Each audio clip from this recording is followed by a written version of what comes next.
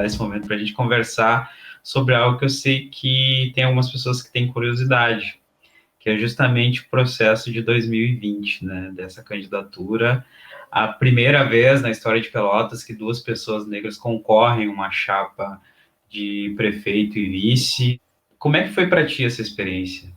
A gente já conversou, a gente fez avaliação política, avaliação interna, digamos assim, tanto, mesmo que tenham sido plenárias que a gente convidou, né, plenárias públicas do PSOL, uma avaliação que foi muito rígida, assim, dura, e que tinha que ser, né, a gente fez uma avaliação real de todo o processo, mas agora, passado alguns meses, 7 meses desse processo, como foi para ti essa experiência? Como tu avalia? O que tu tira dela? E que coisas mais a gente tem para refletir sobre o que foi? Porque eu acho que teve, avançando só um pouquinho, assim, né? Acho que teve uma tentativa acho que essa tentativa em curso, de daqui a pouco não dar tão, passado o processo, de não dar importância para o que aconteceu, de invisibilizar mesmo. Acho que tanto durante quanto depois do processo, isso a gente já conversou e agora,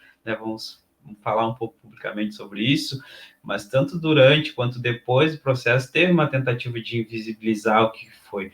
Mas eu queria perguntar para ti, como é que foi isso? Como é que foi essa experiência? Júlio, tu traz agora uma palavra que para mim, resume, de certa forma, né, a nossa participação, né? A tentativa de invisibilização. Eu acho que isso foi algo muito, muito claro, assim, né? E foi uma tentativa de invisibilização, né, dos meios de comunicação, né, que eu acho que nunca se passou pela cabeça das pessoas, e talvez algumas acreditem que até que nós sejamos duas pessoas loucas, né, porque como, né, um, um cara, um jovem negro, que era para estar cuidando da sua vida, fazendo outra coisa, tá? Consegue convencer lá uma jovem senhora com quase 50 anos, que já está fazendo lá pensando já quase na sua aposentadoria da sala de aula, né? Tem outros planos para a sua vida, a quererem concorrer ao maior, né, cargo do executivo da nossa cidade, a audácia, né? Eu imagino que pensaram isso, né? E algumas vezes eu via, né, a capacidade das pessoas, primeiro assim, ó, cara, se tu não conhece o Júlio Domingues, problema teu, mas deixa o cara falar, sabe? Se tu me conhece só cantando, tá? Deixa algum dia eu conversar contigo. Porque essa questão, né, do racismo, ele é tão forte que ele acontece de várias formas, né? E essa ação de invisibilidade, talvez em alguns momentos seja algo que doa mais até do que um tapa, porque às vezes tu vê em alguns momentos, da onde tu menos espera esse tipo de ação, ela vir, né? Porque assim, ó, o Júlio Domingues foi e é tão competente, ou mais que alguns candidatos que se propuseram, e eu respeito a todos, porque é o direito legítimo, né, de todos concorrerem, tá? Que o Júlio Domingues, em determinado momento, passou a ser copiado. Né? O nosso programa foi copiado.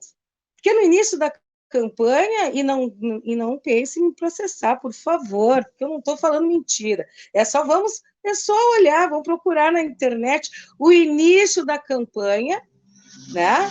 E as falas de todos os programas. As pessoas começaram a mudar, né? Começaram a mudar à medida que o Júlio Domingues começou a falar, porque existiam assuntos que não estavam em determinadas pautas, né?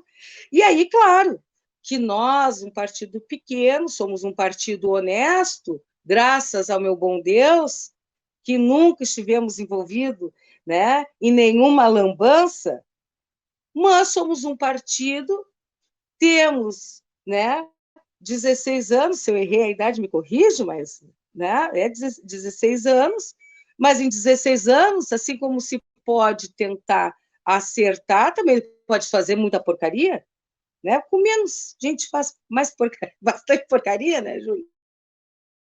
Dentro da política, mas somos, por sermos um partido ainda, né, pequeno, não temos os recursos financeiros que os outros têm, né? Não temos tempo de TV, e isso, né, nos prejudica muito em relação aos partidos maiores, né? E principalmente a questão do tempo de TV. E mesmo sem ter o tempo de TV que eu acredito que nós merecíamos, pessoas simpáticas, né? Estávamos ali, né? E com a melhor realmente das intenções, nós conseguimos chegar a algumas pessoas. Não chegamos mais porque não tivemos o apoio, né? E o apoio que eu digo assim, tu não precisa, se não quiser, não precisa votar em mim, não vota no Júlio Domingues, tá? Mas tu vai fazer uma cobertura de imprensa, tu vai dar a mesma abertura para todo mundo, porque no jornal, na matéria do jornal, né? Ali tu não precisa ser o mesmo tempo de TV, né? Tu vai chamar para uma entrevista de rádio, se tu é o âncora daquele programa ali, se tu é o entrevistador daquele programa, tu vai tratar o Júlio Domingues e a Daniela Brizolar igual como tu vai tratar os teus amigos do outro partido. Porque isso se chama educação. Né? Então, são várias coisas. Mas, tirando isso, tudo que eu já falei, teve coisas muito boas. Né? Nós conseguimos conhecer pessoas que talvez eu não fosse, talvez eu fosse conhecer se daqui a pouco eu fosse professora naquele bairro ou tivesse trabalhando no projeto social daquele bairro, né? Pessoas que nos receberam muito bem e acreditavam na nossa proposta, né? Mesmo e ainda cobravam por que nós não tínhamos mais tempo de TV, porque queriam ouvir o Júlio Domingues, né? E nós dávamos aquela explicação, né? Que é a explicação verdadeira, né? Que é sempre certo, né? Se colocar a verdade, né? Mas e uma outra coisa bem importante, Júlio, acredito que para uma candidatura de 2 pessoas negras, né, mesmo nós recebemos 6.000 e poucos votos, né, e algumas pessoas quiseram tirar o crédito desses votos. Esses 6.000 votos é nosso e deu. Nós trabalhamos para isso. Nós chegamos ao coração dessas 6.000 e poucas pessoas que acreditaram em nós. E esses 6.000 votos, eu vou ser grato o resto da minha vida.